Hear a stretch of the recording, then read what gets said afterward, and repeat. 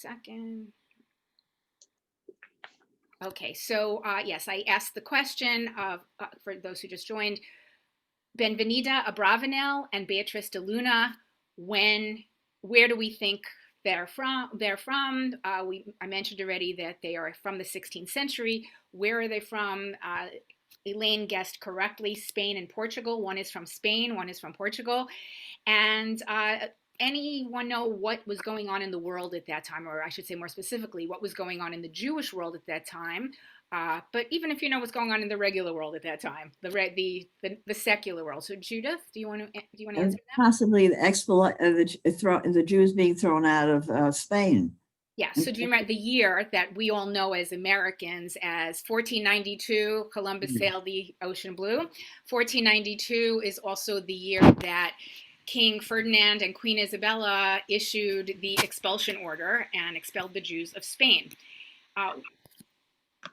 Where did most of them go when they left Spain? The coast of Africa. South America, they dispersed themselves all over. Yeah, they did ultimately disperse themselves all over. Initially, there were some who stayed, and there were some who went to Portugal. So the ones who stayed, how were they able to stay? Sheila? Because the secret Jews.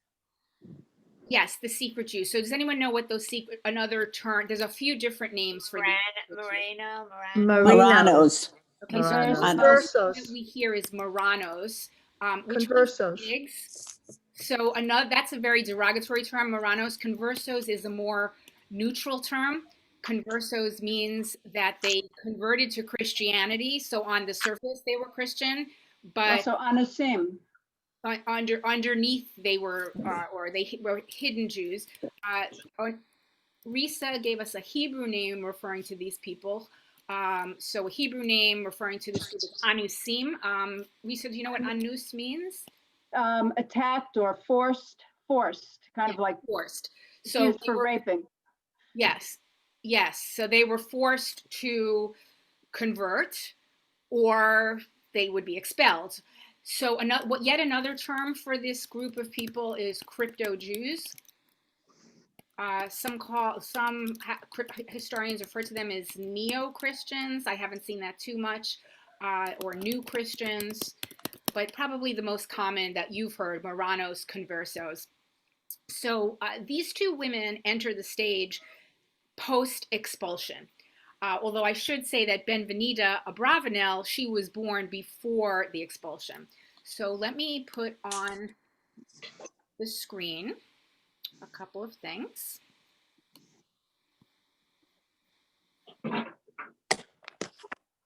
Okay, so I do have a link for a whole packet, which you are welcome to print out afterwards or have it on your machine. But I did do some cutting and pasting from various sources about these two women, and we're going to read some of these sources out loud. The sources that I have are all secondary sources. They do reference some primary sources, but for the most part, they're secondary sources, such as the Jewish Women's Archive. I have another book called Written Out of History, Our Jewish Foremothers. There's another book called The JPS Guide to Jewish Women. Wikipedia even has some stuff on them. So I have, a bissel of this, a bissel of that. So while you're looking for that, let me just read to you a couple of words of introduction. This is from the JPS Guide to Jewish Women.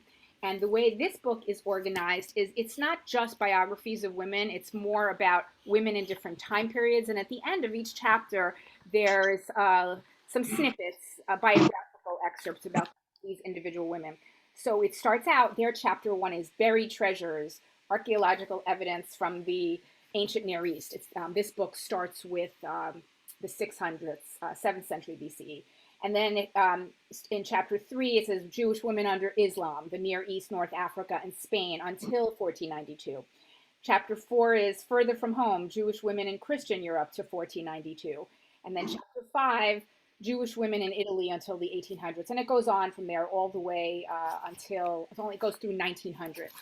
So in this one section here, I'm going to read out loud. It says, some of the Jews fleeing the 14th century persecutions in Spain also sought asylum in Italy.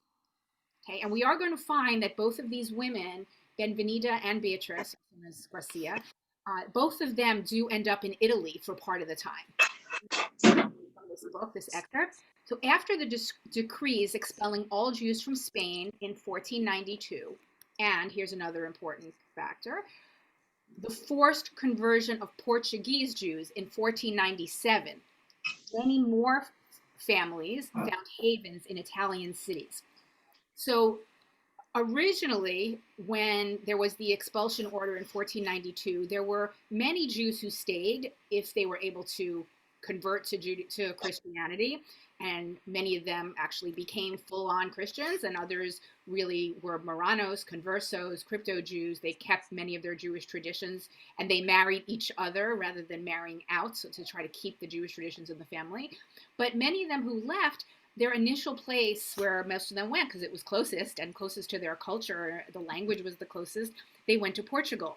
But it was not too much after, just 5 years after the expulsion order in Spain in 1497, there was a forced conversion of Portuguese Jews. So you ended up with even more people leaving. So Benvenida Abravanel, her family started in Spain, and they ended up going directly to Italy. There's some historians who say they might have stopped over or at some point been in Portugal. Beatrice DeLuna was born in Portugal, and her journeys take her from Portugal to Belgium to Italy to Turkey. So the one place they both have in common is Italy. We're not sure if these two women ever met. There's no communication between them that has been preserved, so we don't really know. So I'll treat each of them separately, and you'll see how each of them and their families dealt very differently with the expulsion orders, the forced conversions, etc. One more text I want to read you by means of introduction, and this is taken from the book Written Out of History, Our Jewish Foremothers, written by Sandra Henry and Emily Tates. They write, "Power, money, and fame. These were a man's goals and were part of a man's vocabulary. Women, especially women who lived before the 20th century, could hardly achieve any of the three in their own name. Or could they? In the 1500s, long before women's liberation became an issue, two women liberated themselves in their own way. They each achieved more power, fame, and money than most men could even dream of. These two women were Benvenida Abravanel and Beatrice DeLuna, also known as Dona Gracia Nasi. The Byzantine Empire, the long-standing bulwark of Christian power in Eastern Europe and Asia Minor, had disappeared by the 16th century. Turkey had captured the Byzantine capital city of Constantinople in the spring of 1453 and had established there a more enlightened regime, which welcomed Jews. The Jews had already been expelled from Spain in 1492, and soon afterwards forced conversions and expulsions from Portugal in 1497. Millions of these Jews, Marranos, conversos, crypto Jews, they secretly adhered to Judaism while outwardly converting to Catholicism so that they might remain in their home country. As new Catholics, they avoided expulsion, but now faced the dangers of the Spanish Inquisition, which was the church's method of rigorously controlling the behavior and practices of Catholics in the Iberian Peninsula. Thousands of other Jews, spurning conversion, left Spain and Portugal, where they had enjoyed a golden age beyond compare, and scattered to the four corners of the world. Holland, Belgium, France, Italy, North Africa, Turkey, all received a portion of the Jewish people wending their way out of the Iberian Peninsula to build a new life. So someone early on had mentioned, when I asked, where do you think these women went when they left from Spain or Portugal? Someone guessed North Africa. These particular women did not go to North Africa, but many women who lived at the same time as them and in their situation did go to North Africa, if not initially, then later. As I said, Benvenida went from Spain to Italy, and Beatrice went from Portugal to Belgium, and we'll hear a little bit more of her story. So raise your hand if you do have the, if you were able to open up the link because I'd like some of you to read this out, parts of it out loud. If you don't have it all up, it's okay if you don't have it all up. Just listen carefully to other people who are reading. So who just raised their hand? Was that Susie? No. Wait, I'll ask you again. Who has the packet? Either print. Yes, Susie. So Susie, can you unmute yourself and go to there's a page that has a picture on it. I will put the picture on the screen for a moment so everybody could see what she looks like. Benvenida Abravanel. My daughter Hope, by the way. Hi, nice to meet you. Hi, daughter Hope. Nice to meet you. Nice to meet you. I'm not going to, the print may be too small to share, but this may not be. Let's try this. What page it is? Rabbi, could I just make a comment? Yes, please, go ahead. In modern times, I had a roommate from Plymouth, Massachusetts in college who was Portuguese. Her name was Kadosh. Nice. Oh, She was Catholic. so I said, do you know what it means? No. Kadosh? Tell me a little bit about your history. She says, well, we went from Spain to Portugal to the Azores. I said, Linda, your name means Hebrew, in Hebrew means holy. You were probably one of the 4 people who were forced to convert. She says, yeah, I never did like Catholicism. I've always been drawn to Judaism. Wonderful, what a wonderful story. All right, well, we don't have any kadoshes in here, but that, yes, would be a dead giveaway. Before Susie or Hope start reading, I just want to point something out about the last name, Benvenida Abravanel.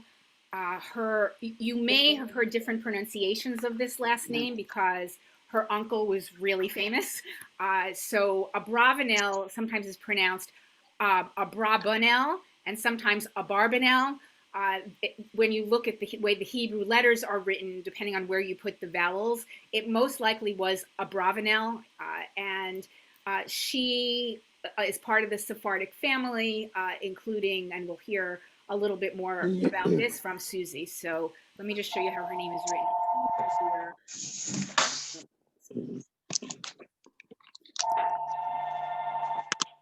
here. So if you can see there, the Abravanel, if you put the vowels a little bit differently, you could see it read as Abarbanel. And if you put a dagesh in the vets, it would be bet or a vet. So it's the most common pronunciation is Abravanel. Okay. I don't know if Lisa, if I printed out the wrong thing. I have the unknown voice of Serach bat Asher. Oh, that's for later. Okay, so hold on to that. Did anybody pull this one up on the screen? I have it, Rabbi. That is Ruth? Okay, Yes. Ruth in San Francisco, who's not in San Francisco. Can you read for us the second part of the where it says from the Facebook page of Nishmat, the Jeannie Schottenstein Center for Advanced Torah Study for Okay. Benvenida Abravanel was a teacher. Whoops. Something came up that. Oh, okay. sorry about that. I made you Was a spotlight and now you probably can't see your thing. Okay. No, I can now. Was a teacher, a businesswoman, a philanthropist, and a leader in her community. After fleeing Spain in 1592, her family settled in Naples, where she was a tutor and a second mother to the woman who would become Leonora de Medici. The Benvenida's connection to Leonora would save the Jewish community of Naples and make her a role model to Dona Gracia de Mendes. Her home was famous not only for the great Jewish and often Christian thinkers who came to debate theology, but also for feeding the poor and taking in orphans.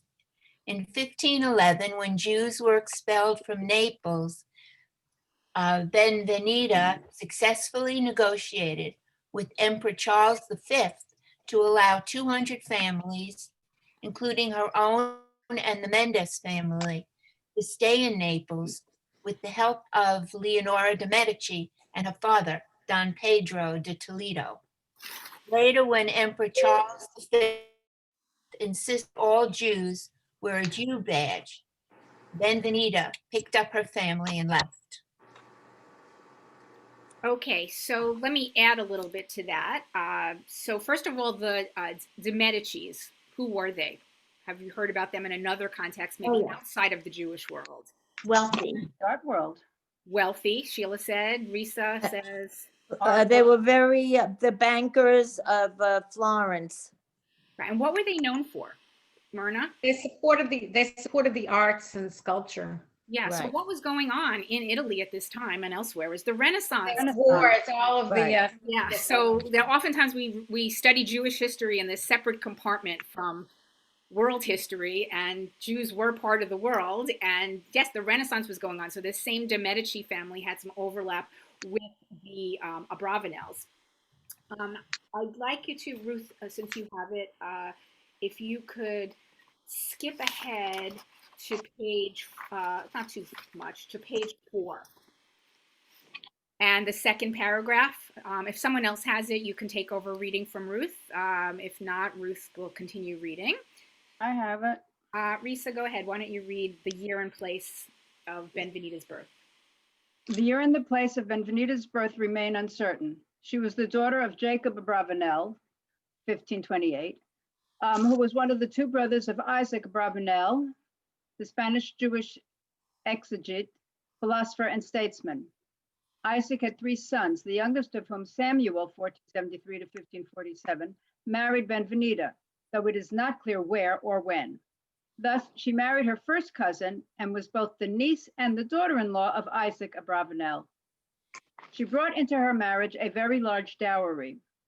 By 1492, Benvenida and much of the family, perhaps after a stop in Portugal, had settled in Naples, where first her father and then her husband, referred to as the King of the Jews, became the leaders of the Jewish community. Okay, stop right there.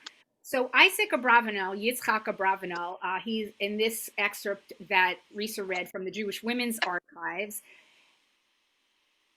He's referred to here as a Spanish Jewish exegete. What's an exegete?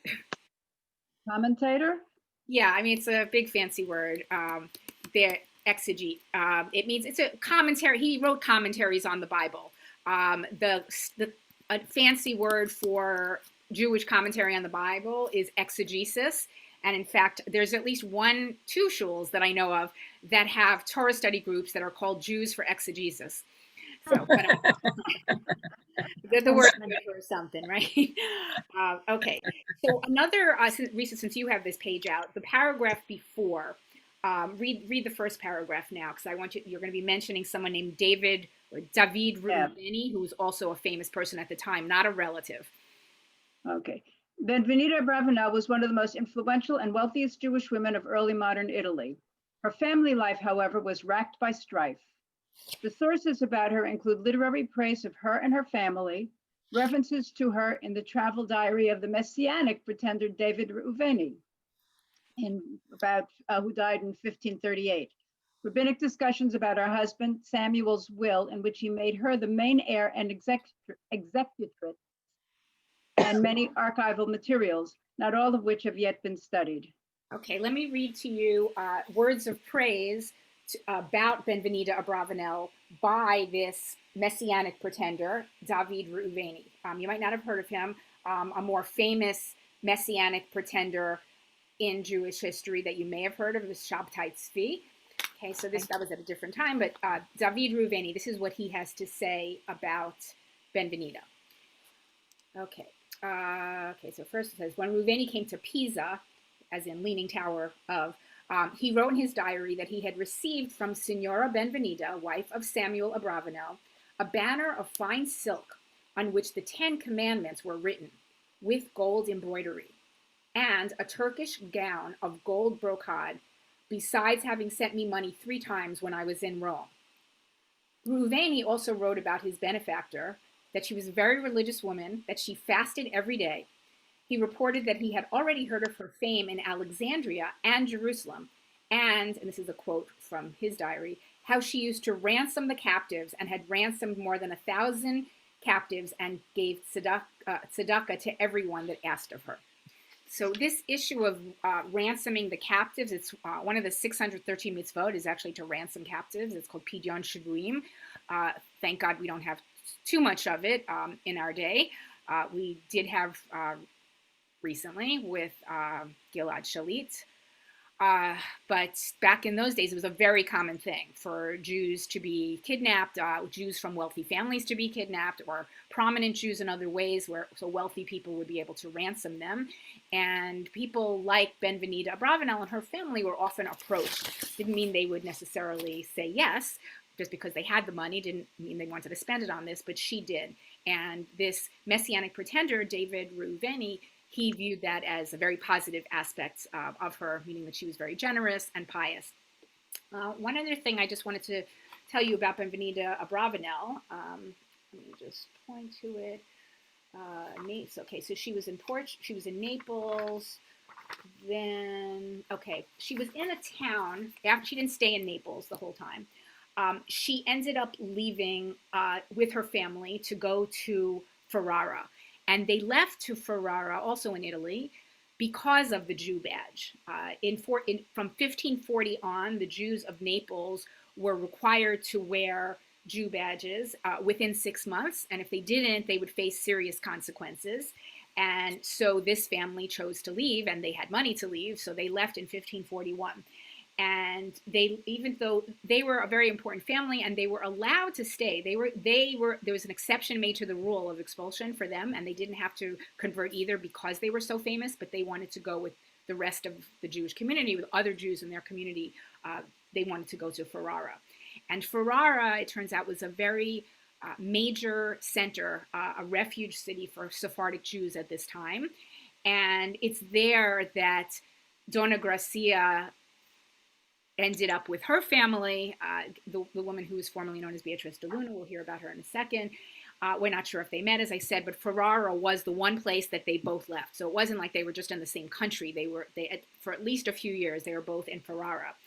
And in Ferrara, one of the many philanthropic activities well, I'll get to that later. Okay. So I wanted to mention that. Let me see if there's anything else it's a lot of things that are very interesting about her.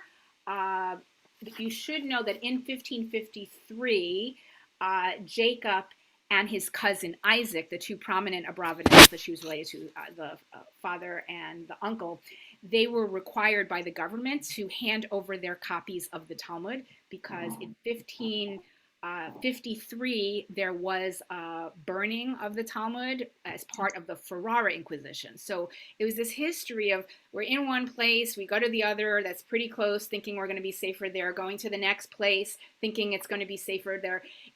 Very similar to what happened during World War II and beforehand, right? Like, you wonder, why didn't people just go directly from Poland to America or to Israel? Well, one, they couldn't necessarily get a visa. Two, they couldn't necessarily afford it.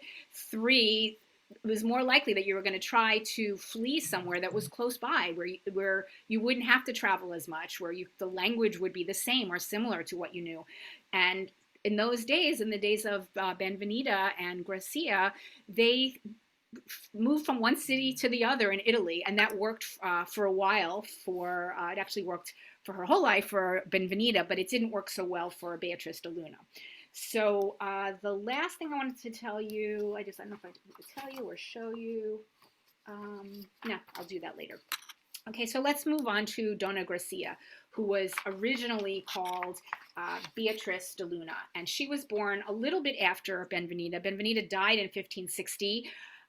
Was born in 1473, but Beatrice DeLuna was born in 1510, and she died in 1569.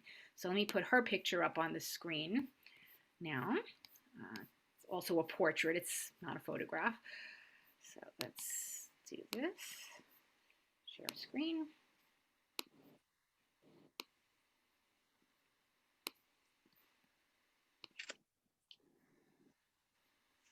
You can tell from both of their portraits, well, the very fact that they had a portrait made of them, and their clothing, that they were very wealthy. Okay, you can see jewelry. We'll talk about the kid in a second.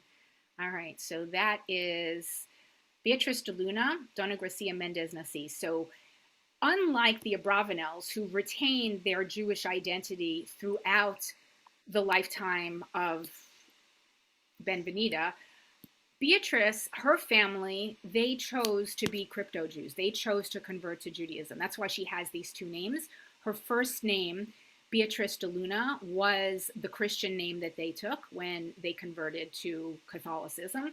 And it wasn't only later on when she moved to Ferrara, this very same place where Benvenida had lived, that she became Dona Gracia Mendes Nasi. Dona is just a word for woman, Miss, Mrs., Madam. Gracia, what's the English equivalent of Gracia? Grace. Grace. And what's the Hebrew equivalent of grace or Gracia? Hannah. Hannah, yeah. So her name was her Hebrew name that she was given at birth was Hannah, and so when she went to take on an English name, not really an English name, an Italian name, she chose one that was the equivalent of Hannah. So Hannah, Grace, Gracia. Mendes was her last name when she got married as Beatrice DeLuna. And Nasi was the Hebrew last name that she took. So Nasi is a Hebrew word that means Prince. Yeah, it means prince. In modern parlance, it means actually a president, right? So when we talk about the president of Israel, Rivlin, he's the Nasi. If you look in the Bible, in the Torah early on, and they talk about the heads of each of the tribes, they were each called a Nasi. We see that in Parshat Naso. In Risa just said, Prince in the days of the Talmud, Rabbi Judah the Prince, Rabbi Yehuda Hanasi, he was the prince. It was a position that was a position of authority for the Jewish community in rabbinic times. So somebody else aside from Ruth or Risa who may have clicked on this link who wants to read some of it out loud for us? Anyone else have it? Beth Krinsky, why don't you read it? Start page. Where do you want? We're on page 15. Oh, that's what I thought. Okay. Garcia Mendes Nasi, 1510 to 1569, was a Portuguese intellectual and one of the wealthiest Jewish women of the Renaissance Europe. She married Francisco Mendes Benvenida. She was the aunt and business partner of Geomicus alias Hebrew Joseph Nasi, who became a prominent figure in the politics of the Ottoman Empire. She also developed an escape network that saved hundreds of conversos from the Inquisition. Her name... That term conversos is another term, a more neutral, non-negative laden term, Marranos, which means pigs. Right. Derogatory term about the conversos because they pretended to be Catholic on the outside, but they were Jewish on the inside and tried to maintain some Jewish traditions. Beth, read just the last line. I'll just reiterate what I said about her name. Her name, Garcia, is Spanish for the Hebrew Hannah, which means grace. She was also known by her Christianized name of Beatrice DeLuna. How did they become so wealthy? Good question. That's a really good question. So wealth was inherited, and both families were very involved in commerce. They were merchants, and they had positions in the government. It was family money, business. It was the family business that kept them rich.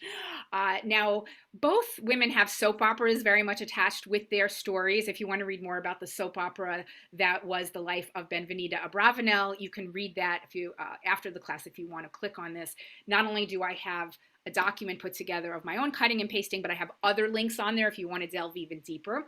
But I am going to share with you some of the soap opera that was the life of Beatrice DeLuna, otherwise known as Dona Gracia Mendes Nasi. So there's, first of all, a lot of names. People have two names. They have the names from when they were pretending to be Catholics, and then they have the name that was their Jewish name, or Jewishly identifiable name. They all also ended up marrying each other a lot. The women didn't marry each other, but women and men who were first cousins married each other, very similar to the Abravanels, and often they have two names as well. So sometimes when you're looking up biographical information about Dona Gracia or Beatrice DeLuna, same person, you end up getting a little lost in the names. It's kind of like a Russian novel where you just can't keep track of all the names. So I'll try a little bit. So on page 16, of this handout, who else has it? I saw someone else with a raised hand who, not Ruth already read, Risa read, Beth read. Hope, do you have it? Hope and Susie? Okay, so you just need to unmute and read the second paragraph where it says the formation of a family. Formation of a family, okay. Okay. You want me to read? Okay. Beatrice / Hannah DeLuna Mendes and her husband Francisco had one child, a daughter named Reina. In 1536, when Reina was 5 years old, Francisco died, and Beatrice, now a 26-year-old widow, was heir to 1/2 of his enormous fortune. That same year, the Inquisition was re-established in Portugal, and all conversos were threatened. Beatrice DeLuna, who up until that time had escaped suspicion, was allowed to leave Lisbon. Together with her daughter Reina and her sister Brianda, she fled to Antwerp, the capital of Flanders. 2 years later, João Migues, Beatrice's nephew, later renowned as Joseph Nasi, joined them. Okay, so already just one paragraph, you got multiple names here, right? So Beatrice's nephew is involved in the story. There's a Brianda, she figures prominently in the story so Beatrice and Brianda are the two sisters, and they end up fighting a lot over, guess what, money, family fortune, all kind of stuff. But that's not all. There were some marriages. Two sisters married two brothers. So if you want to keep reading, Hope, Diogo Mendes. Diogo Mendes, Francisco's brother and business partner, already lived in Antwerp. After the arrival of the two women, he named Beatrice's sister Brianda. Diogo had inherited the other half of Francisco's fortune and had already extended the family business to include not only trading in spices and precious stones, but also banking. Banking, as it was practiced in the 16th century, involved the transmission of money from country to country and the arrangement of bills of exchange. Once Beatrice DeLuna Mendes and her family were safely settled in Antwerp, they became skilled in these procedures, and Beatrice created a secret network, enabling Jewish conversos to leave Portugal, transferring their money through bills of exchange so they could make new lives elsewhere. So at this point in Gracia's story, Beatrice's story, she said she was born in Portugal. She moved to Antwerp. When Hope just read, she said that Antwerp was the capital of Flanders. We know Antwerp now as being what country? Belgium. So at the time, it was part of Flanders.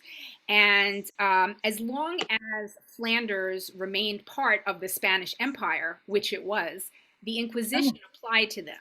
So although it seemed like, it was far away, it wasn't so far away because it was still under the reach of the Spanish Empire. It was still under the reach of the Inquisition. And so the family, still known as the DeLunas, DeLuna Mendes, when she got married, but she and her sister, Beatrice and Brianda, both married Mendes, the Mendes brothers, Francisco and Diogo.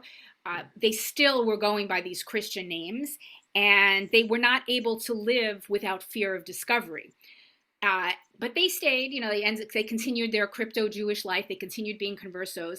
But then what ended up pushing them to move out of the country was that when Reina, the daughter of Gracia, Beatrice, the daughter of Gracia became of marriageable age, or she just became a young woman. There was a Catholic nobleman who wanted to marry her, and thinking she was Catholic, and Gracia didn't want any part of this. And so what she did was she took immediate action. She was not yet Gracia, she was Beatrice. So she packed only, it still was a lot of money, but only their jewels and personal possessions. Beatrice fled with her daughter Reina, and that's when they fled to Italy. So they, just to follow the geography again, them from Portugal, and they went to Flanders.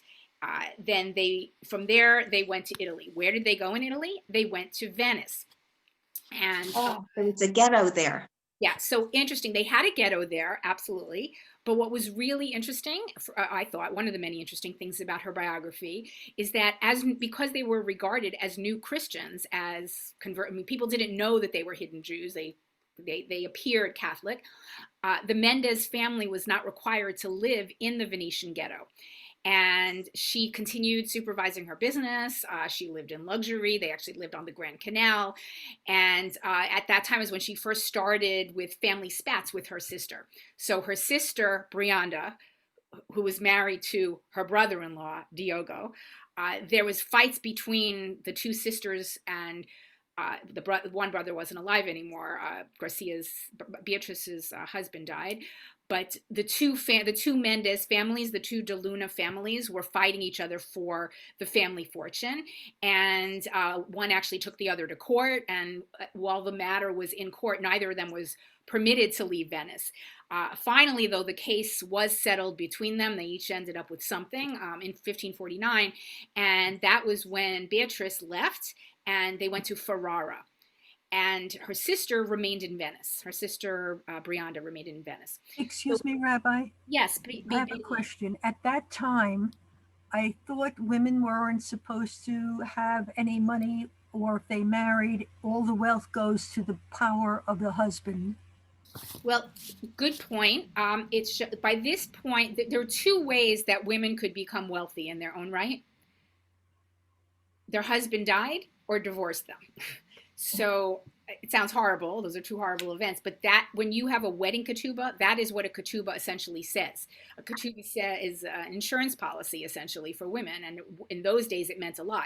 If I die before you, says the ketubah, the husband speaking to the wife, or if I divorce you, this is the amount of money that this ketubah is worth.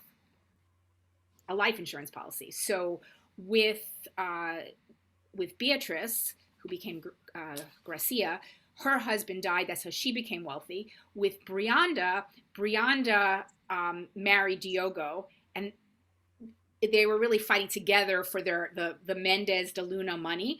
But then Diogo died as well. So really, I forgot to mention this, and it's a key point. So thanks, Betty. But if they remarry, doesn't the money get controlled by the husband? Both husbands died, so they ended up very wealthy and in control of half of the family business. And it was the same family because they married into the same family. They married. No, but what I'm asking is, if they remarried, doesn't the new husband have control of all that money? Yes, they didn't remarry. Smart women. Okay. They didn't remarry, right? So you had two widows with Yiddish cups. They had all this money and influence, but they apparently didn't have such Yiddish cups because they spent all their time fighting with each other. Oh, that's too bad. And they ended up in Ferrara. Elaine, you had a question as well? I have two questions. I don't know really much about Spanish or Italian, but Reina, doesn't that mean queen or something? Queen. Yes, it does. So she named her daughter like a queen. It's kind of like Regina. Yeah, like the name. Okay. Yeah. Yeah, I'm talking about, the women not remarrying. It happens today too. A lot of widows or divorcees who have alimony, or widows who have the money from their husband, they won't remarry. They'll live with the man, Or they lose the alimony. And my other question is, you mentioned Antwerp. Today, Antwerp is a big center for diamonds. Was it at that time also? That's a good question. Not sure. I don't think so yet. I think there were some. That was one of the many businesses that Jews were in, but Antwerp was not so hospitable to the Jews back then. So they didn't have a very big community. It wasn't until later that whatever diamond dealers there were, jewelers, that they were able to establish businesses and settle there. That's a good point about the Antwerp diamond industry. Thank you. In Ferrara, Ferrara is the name of the town in Italy where also there are two names that begin with B. It's very confusing here. Benvenida is the first woman I talked about. Beatrice is the second woman I talked about, and her sister's name is Brianda. So Benvenida and Beatrice both lived in Ferrara. One of the things that happened in Ferrara, because it was more hospitable to Jews, is one, Dona Gracia, this is when she took her Hebrew name. She took her Hebrew name in Ferrara. She no longer was known as Beatrice. She was known as Gracia. And this is where she started helping a lot of the Portuguese Jews. Crypto Jews in particular who were still in Portugal. She helped them leave. She financed them and also did whatever paperwork and political savvy that she was able to do to get them to enable them to escape and to escape as Jews. She also was, as a philanthropist, she funded several projects, including the Ferrara Bible. It was a Bible that was published in Spanish in 2 editions, one for Christians and one for Jews. And it was dedicated to Dona Gracia Nasi. And in fact, let me read you that dedication.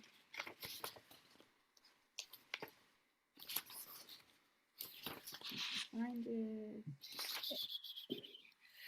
It's in the JPS Guide to Jewish Women. I believe we have the dedication. Give me a second to find it.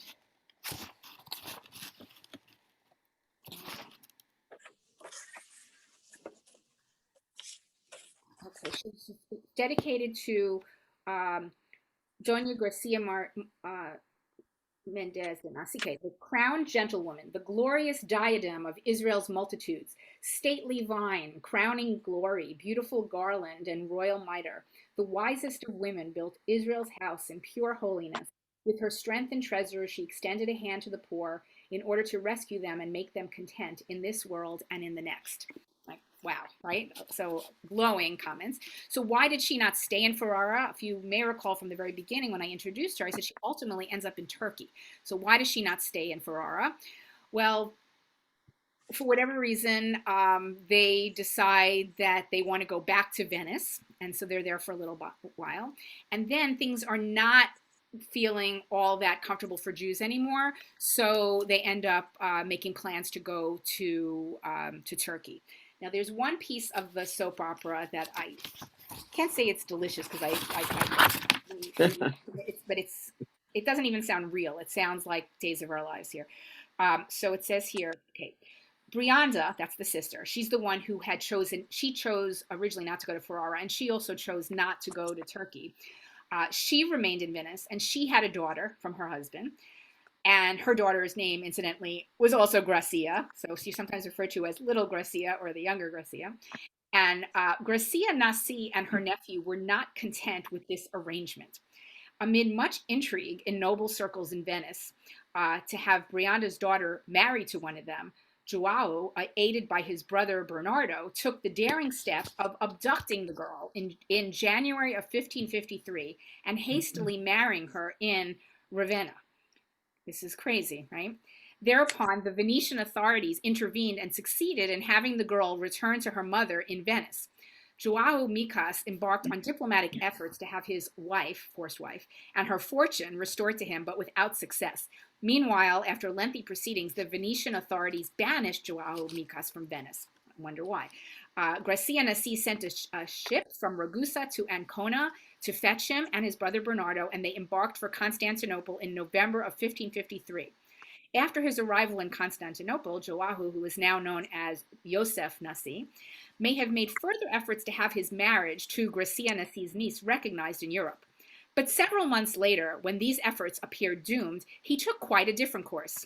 You're not going to believe this, okay? He was circumcised, this is when he assumed the name Yosef Nasi, and he married Gracia Nasi's daughter. So he couldn't have one, he got the other. He married Reina, who's, yeah, anyway, that's a lot of the intrigue that went on in this family. I guess with money comes intrigue and mishigas. Another important thing that happened in her life, page 22, who has it? Say Beth has it, Susie and Hope have it. Who else has it? Sheila has it. Ruth, Risa. Anybody else have this handout who wants to read me a section of page 22?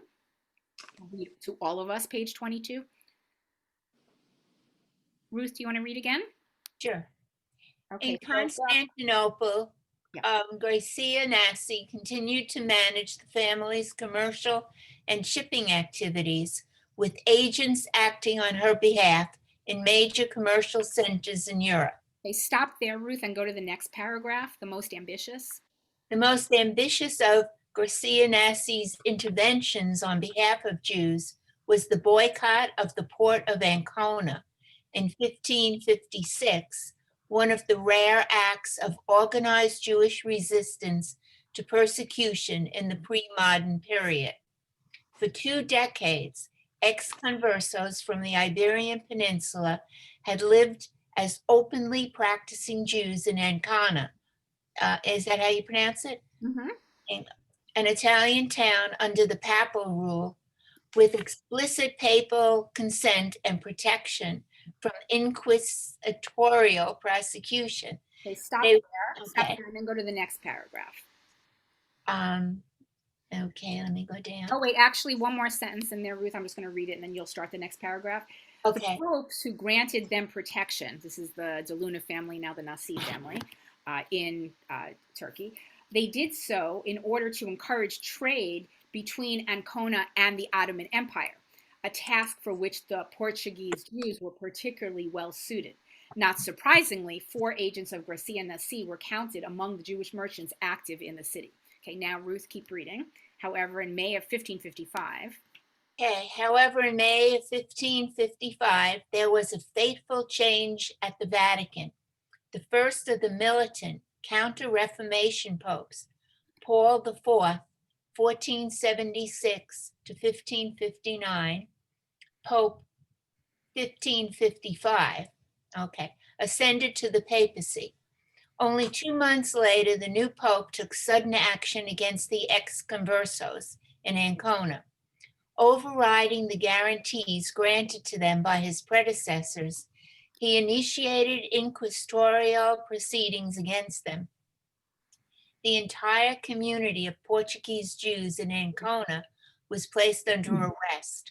When news of the arrest reached Constantinople, Gracia Nasi was among the influential Jews who persuaded the Sultan to intervene diplomatically. okay, so The Sultan sent an envoy. you can stop there. Okay. Just the last tidbit about Gracia Nasi and her family that I wanted to share. I've shared that she was a philanthropist, that she was very involved in ransoming captives and that was also Benvenida, but in this merchant trade and in helping Jews who were conversos and former conversos.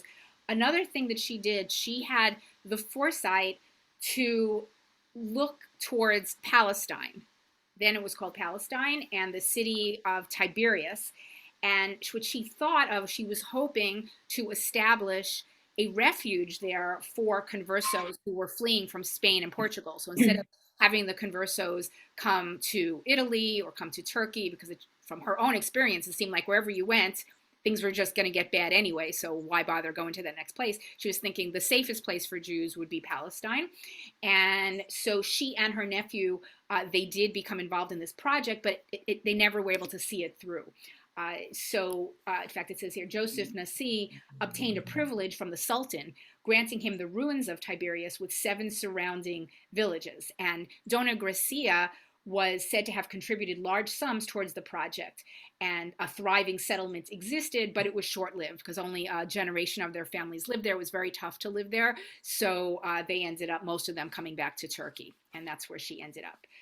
So that is our stories of our modern women. Before we switch to the biblical women, is there any questions or any comments anyone wants to make about these 2 women?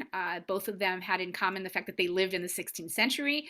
Both of them come from the Iberian Peninsula, one from Spain, one from Portugal. Both of them were very wealthy. Anything else you want to say about them or ask about them? Sure. Sheila? And then Well, I just would like to offer a bit of trivia about the word ghetto. Actually, in Italian, it's pronounced getto with a soft G, and it means foundry. And in Venice, the foundry, or the ghetto, is where the Jews were made to live. So that's the origin of the word ghetto as we know it. Thank you for sharing that. Because these women were so wealthy, in particular, the only woman who lived there of these 2 was Dona Gracia. And at the time, she wasn't yet Dona Gracia. She was Beatrice DeLuna. She was living as a Christian. She did not live in the ghetto or ghetto. Edie, you had something you wanted to say or a question? Yes, there's a series on Netflix, Medici, Mm-hmm. and it goes, there's not much in there about Judaism, but there's a lot in there about the banking situation at the times because it's taking place at around in the Renaissance. And it has, it's very interesting. I think I recommend it. So if you could watch it, it's terrific. And Dustin Hoffman is in it. Oh, Dustin Hoffman's in it. There you go. We've got to see it. It's very good if you like history. Yeah. Yeah, that sounds it's very interesting. And then now that you have this Jewish piece of the history and the biographies of these women, maybe it'll enrich your understanding. It does. That. That's great. Wonderful. Let me share with you. Where's my share screen?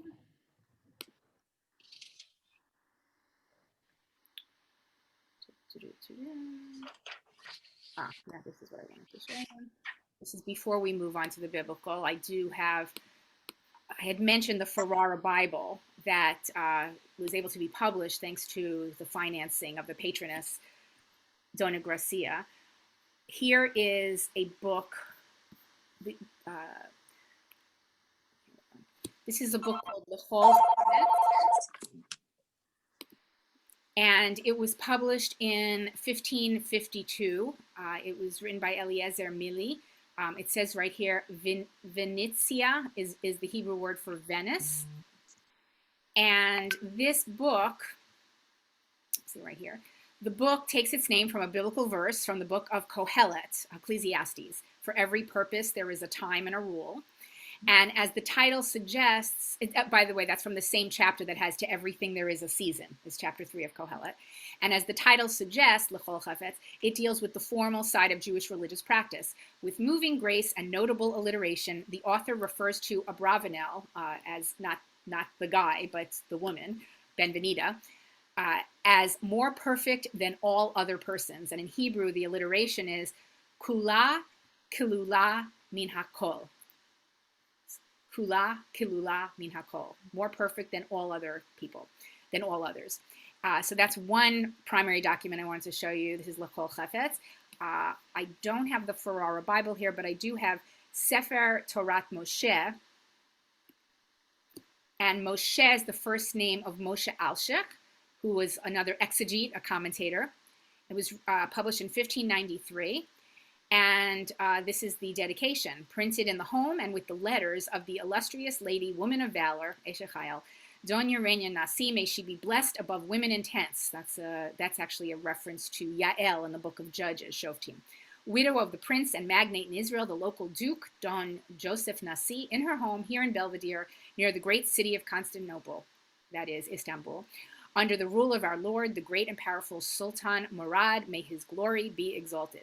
So that is right here. You can see Sultan Murad mentioned right here. Sultan Murad. She must have paid for the publication. Yes, she definitely had something to do with it because they're not just going to say nice things about you on the credits page. Right. And where can you find these now? So this, I found it on the Library of Congress site, which must mean that it's in the Library of Congress in the African and Middle Eastern Division. So this is taken from an article called A Tale of Two Hebrew Prophetesses by Erin Allen, and it's a post by Ann Brenner, who's the Hebraic area specialist in the Library of Congress in the African and Middle Eastern Division. Some of these type of documents I used to be able to see them at the the ancient documents section of the library in the Jewish Theological Seminary. I'm not sure what the state of that collection is right now. But now we're going to transition to biblical times. Okay, so raise your hand if you have a copy of the Serach Bat Asher. We're going to spend our second hour looking at Serach Bat Asher. Okay, someone read the title page. Laura, you seem to have it. You need to unmute.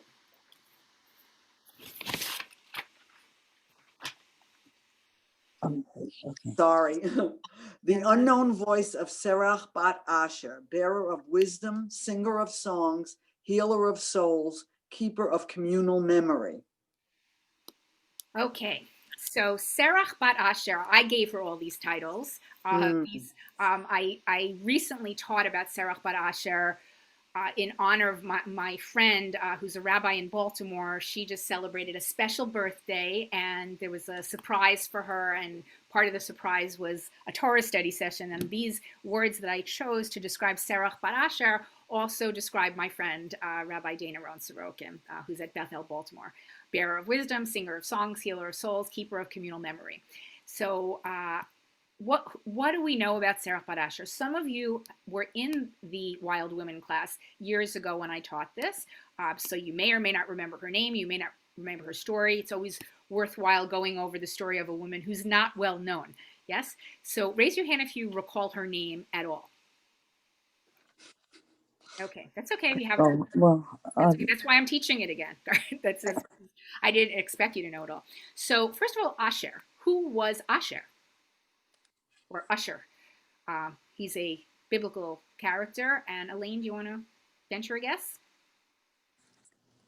Yeah, one of the 11 tribes is Asher. So he was a tribe. And well, before he was a tribe, he was one of the sons of Jacob. Not all of the sons of Jacob ended up with tribes. Joseph, he actually ended up with 2 tribes. There's no tribe of Joseph, but there's an Ephraim and a Manasseh. And then you've got the tribe Levi. They're considered a tribe, but they didn't have land. In the land of Israel, only the other 12 tribes, 2 from Joseph and Levi's 11 brothers, they were allocated specific parts of land in the Holy Land, in the country we now call Israel. But the Levim did not have it. Anyway, Asher did. And in fact, Reuven, Gad, and half of the tribe of Manasseh, their land allocation was on the east side of the Jordan River. So you've heard the term West Bank. You probably haven't heard the term East Bank, because there is no such thing as the East Bank. Now, the East Bank of Jordan is called Jordan. Yes, the country that we now call Jordan, and at some point was Transjordan, that is part of where half of the tribe of Manasseh set up shop. They also had some land on the other side of the Jordan River, but they had on the East Bank as well. Anyway, Asher. So Asher had a daughter who was Serach. So Serach is related to Jacob. She is his granddaughter. We don't know anything about her from the Torah, from the written Torah itself, except her name. Her name is listed a few times in genealogies. So I am going to share this screen right here. Serach Bat Asher in the Torah. I see that it's not all. Okay. So. Excuse me. Is she the one, few people that went to heaven when they're not dead? Yes. Yes. Yes. Where she actually didn't, the way she's described is immortal, but hold on to that thought, because first we need to figure out where did that story come from. It's not in Torah Shebirtzah. It's not in the written Torah. And this is all we have in the Torah about Serach Bat Asher are these 2 references, one in the book of Bereshit, Genesis, one in the book of Numbers, Bamidbar, and then later on in the Tanakh in Divrei Hayamim, in Chronicles. And all we have are genealogies. Here in Genesis 46, Ubenei Asher, Yimna, Vayishva, Vayishvi, Uvriya, V'Serach Achotam, Ubenei Bria, Chevero Malkiel. So it's got all these guys listed, and the whole rest of the genealogy that has the sons of all the other sons of Jacob, you only have men listed, boys listed, and here you have Serach, their sister. And then in Numbers, in the book of Bamidbar, she's listed again. This time she's mentioned as the daughter of Asher. So Vishem Bat Asher Serach. Sometimes it's written as Sarach, sometimes as Serach. If it's at the end of a sentence or at Nachtat Tropson, it's Sarach. And then again, she's listed as, or mentioned as Serach, their sister, Serach Achotam, over here in the book of Chronicles. So what happens oftentimes in the oral Torah, the Jewish oral tradition, is when there are questions, I've sometimes referred to them as sand on the pearl. This sand on the pearl is Torah. Sand is the dirty stuff is on it, and we have to be able to clean the sand off in order to see the pearl that's underneath. It's an interesting metaphor to use when talking about halakha, Jewish law, but it's also a beautiful metaphor to use when we're talking about Agadah, the stories of our oral tradition. One of the sands on the pearl for rabbis in the period of the Mishnah and the Gemara and the Talmud and in later Midrashim as well, they didn't like when they saw names that didn't have a story. They also didn't like when they saw stories that didn't have a name, and oftentimes tried to match up names without stories to stories without names. And Serach bat Asher is one of these women listed who doesn't have a story. And in the discussion of this, the rabbis realized there was an oral tradition. Oh, your grandmother told you this story? My grandmother told me this story. My grandfather told me this story. And they realized many of them had the same story about this immortal Serach bat Asher. And who was she, and what do we know about her, and why was she immortal?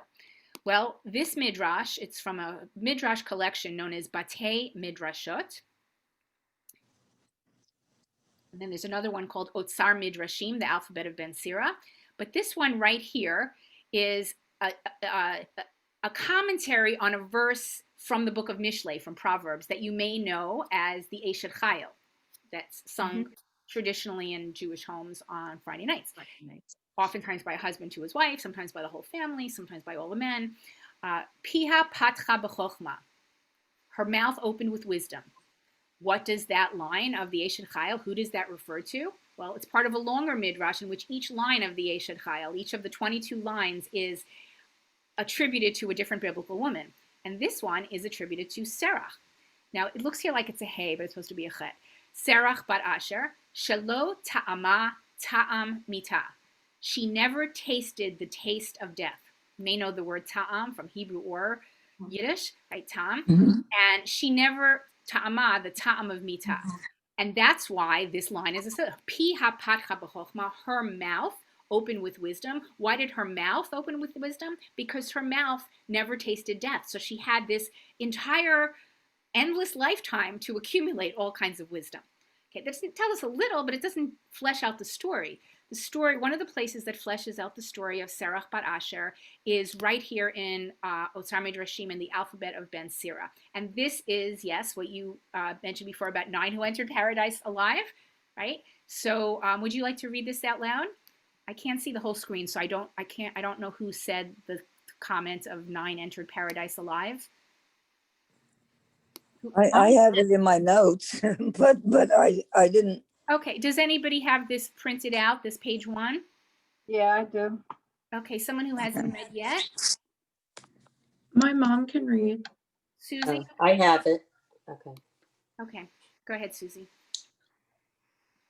9 entered paradise alive. One of these was Serach, the daughter of Asher, because she told Jacob that Joseph was still alive, and Jacob said, "The mouth that told me the news that Joseph is alive, that mouth will never taste death."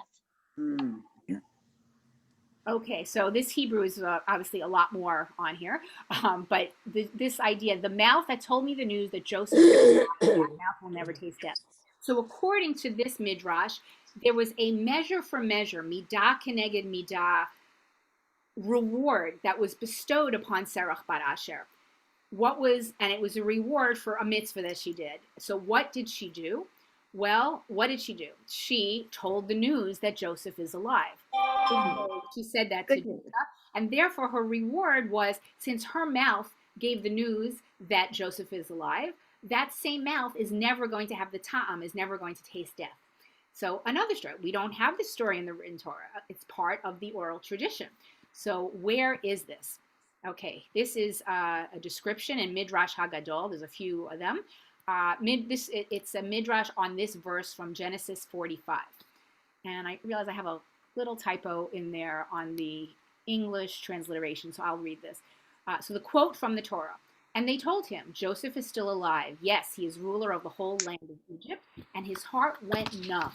That should read, Vayafog libo, for he did not believe them. And they told him all the words of Yosef, which he had said to them. And when he saw the wagons which Joseph had sent to transport him, the spirit of their father Jacob revived. Vatechi ruach Yaakov avihem.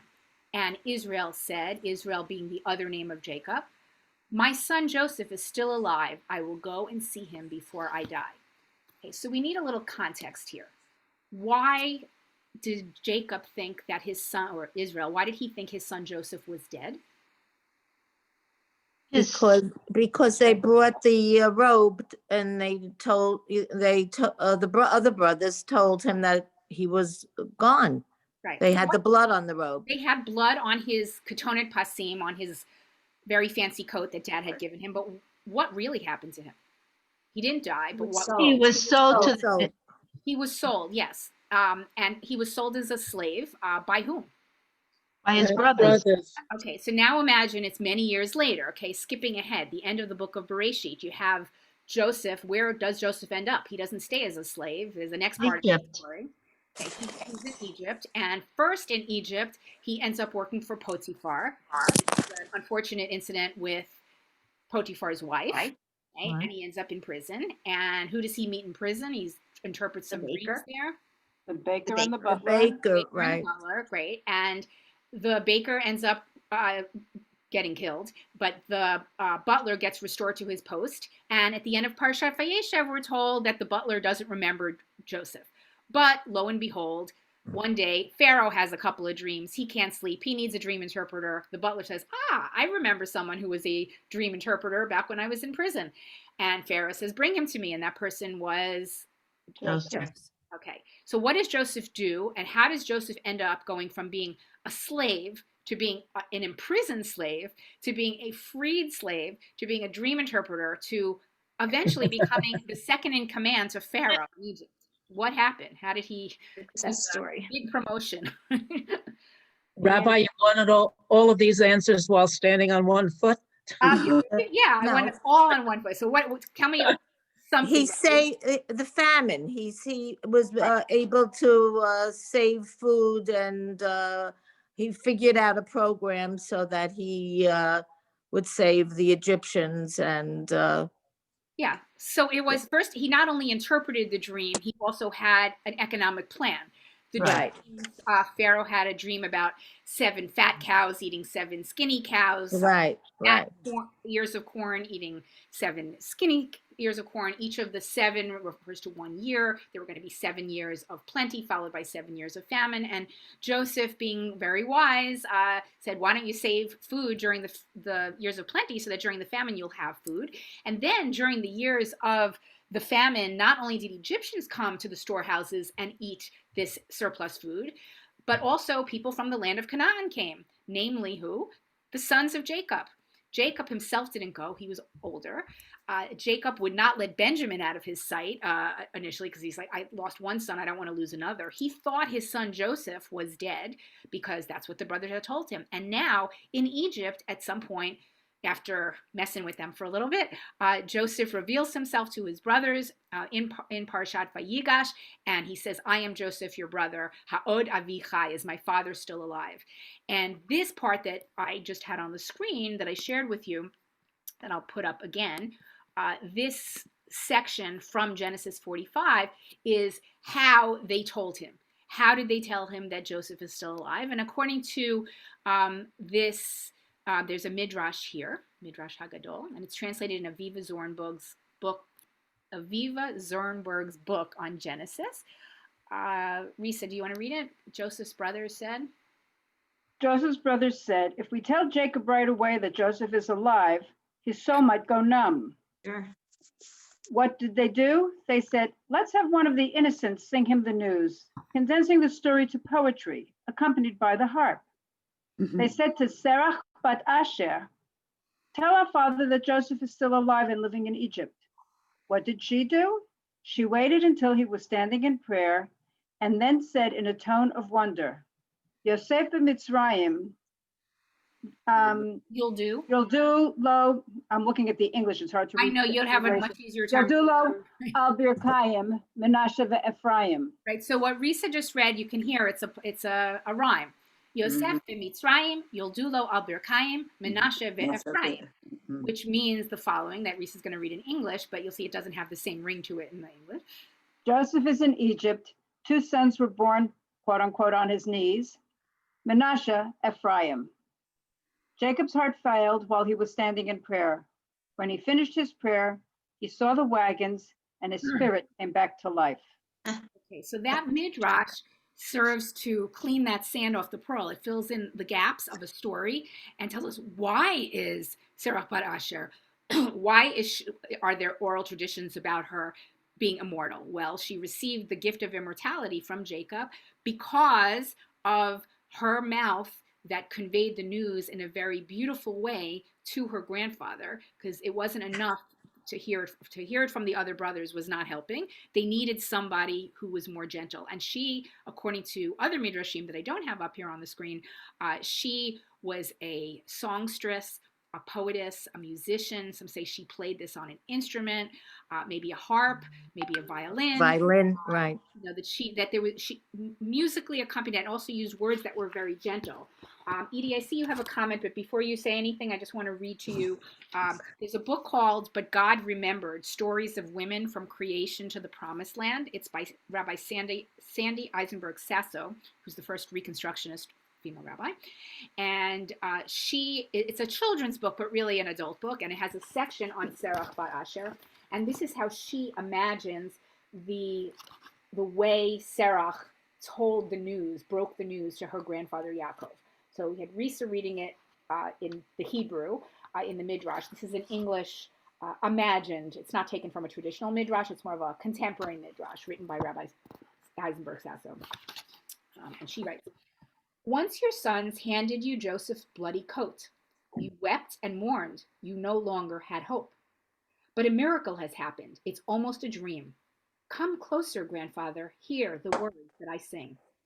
When your sons went to visit Egypt land, they bowed and kissed a ruler's fair hand. They did not know his face, nor recognize his voice. But the words he spoke gave them reason to rejoice. From Egypt's storehouse I have grain I can give. I am Joseph, your brother. Does our father still live? Your sons were afraid, sorry, and ashamed. For what happened to Joseph, they accepted the blame. Joseph said, it was God who brought me to this place. Now all that I wish is to see my father's face. What your sons once said of Joseph's end was not true. Joseph has forgiven them, though. They pray you'll forgive them, too. Go down to Egypt. Don't wait too long. Unite our family. Fulfill the promise of this song." Beautiful. Beautiful. Edie, do you have a comment? Yes, it's so, I get the Jerusalem Post, and 2 weeks ago, they had this Rabbi Nechama Goldman Barash wrote about Sarah bat Asher. Oh, wonderful. And what she said was, just one part here, one interpretive arc depicts Sarah as the one chosen to tell Jacob that Joseph is alive when the brothers return with the shocking but joyous tidings from Egypt. It is assumed that the young innocent girl will be the most adept at informing Jacob in a gentle, compassionate, and feminine way. And it also says she is bringing him happy and informing gentle, compassionate, feminine way, bracing the shock and ultimately bringing him happiness. She is described as playing a violin as she softly sings the news to her grandfather, reminiscent of the young David soothing Saul with his harp. Very lovely. Yes. It really is. And you know what's the most amazing thing? Is I remembered her name. Oh. All right. Well, that's a start, right? Yes, it is. All right, we're going to look at, this is like the most famous or most often repeated story about Serach bat Asher, but there are others. This story just gives us the origin of why she was given the gift of mortality. But in rabbinic stories, she appears all over the place. And in fact, one of the reasons why this idea of immortality, I think, became part of the oral tradition is those very first two biblical verses that I shared with you, the ones from Bereshit and from Bamidbar. They're not from the same period of time. The Genesis 46 genealogy, that takes place between 1900, 1700 BCE, depending on which historian you ask. It's when the brothers go down to Egypt and with Jacob and Joseph reunite with each other. But the Numbers text, although that it also mentions Serach and it's also in a genealogy, it's later. It's 1500 to 17. It's about, I want to say 400 years later than the first genealogy. And this is the beginning of Bnei Yisrael, the Israelites' sojourn in Egypt 400 years later when they become slaves. So the familiar Passover story. So the sand on the pearl for the rabbis at that point was, how could she have been alive at both places? Like, there's no way that, you know, that the brothers weren't alive anymore. Joseph wasn't alive anymore. There was a Pharaoh who didn't know Joseph. We just read about that in Parshat Shmot. So why is Serach Mitten Zerinin added in there? She's added in there because she was still alive, or she was very, very old. And she does appear later as well. And I'm going to show you a few other places she appears. One other thing about her name is Serach, not Sarah. It looks very similar to Sarah. It's the Hebrew is even similar. I'll put in the Serach. Okay, so it looks like that's Serach. Sarah is spelled like that. So it looks very similar. But Serach, she's the only one who has this name in the entire Tanakh. The only place this word appears is not in the context of a proper name, but with reference to the Mishkan and the decorations and accoutrements of the Mishkan. So Serach means the part of the curtains that was left over. It's the remnant, the overhanging, the spanning. If you think about, I forget what that's called, when you have a window with draping on it and valance. What is it called? Valance. A valance. Maybe, or not scones. Valance. Yeah, where it's like wrapped and then it's on the sides. There's the extra overhanging stuff. Whatever that word is, maybe it's valance. That's what a serach is. So this idea of remnant, leftover, spanning, extra. She spanned generations. She remained from one generation to the next. So in addition to these two biblical places where she's mentioned, let's see where she appears in the Midrash.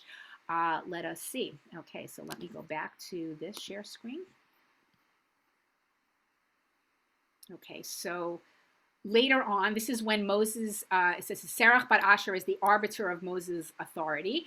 This is when Moshe comes to the people of Israel, who are Hebrew slaves, and says, I'm the one who's going to be taking you out of Egypt. I just had a conversation with God. Why in the world should they believe him? Well, according to this Midrash, which is Midrash Rabbah in Shmot, otherwise known as Shmot Rabbah, it said there was some kind of password. There was this word pakad. Exodus chapter 4, Moshe says, let me see if I can find it in here.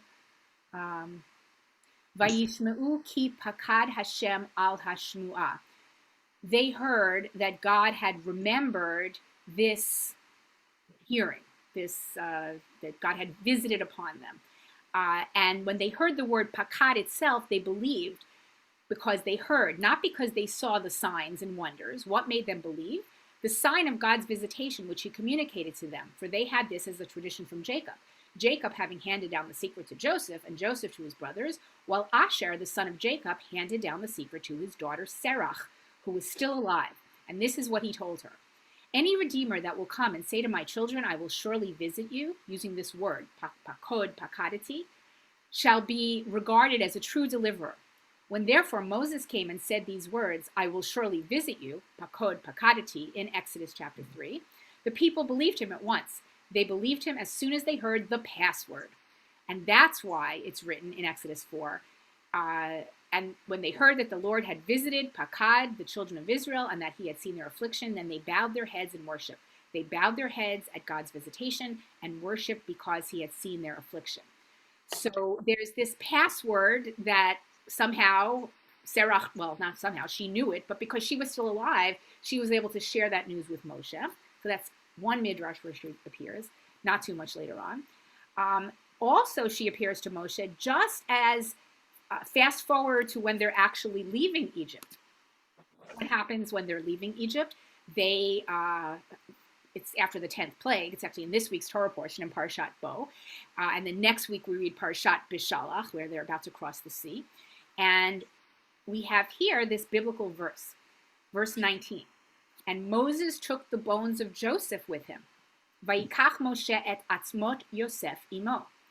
And more sand on the pearl, rabbis in the Midrash asked the question, how did Moses know where the bones of Joseph were? How did he know? And, why were they couldn't have gone on with having these bones.